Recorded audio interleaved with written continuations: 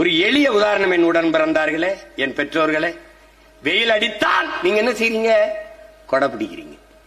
இப்ப பூமி தாய்க்கு வெயில் அடிக்குது, என்ன செய்யணும்? கொடை பிடிக்கணும்.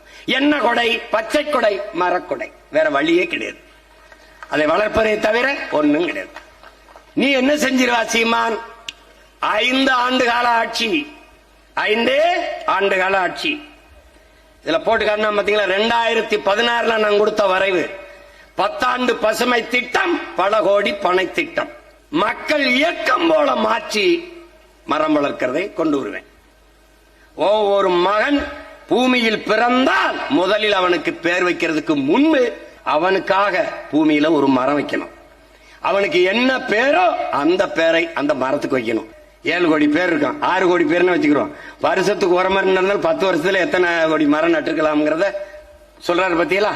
அப்படி அப்ப என்ன திட்டம்? 10 ஆண்டு பசுமை திட்டம், பல கோடி பனை திட்டம்.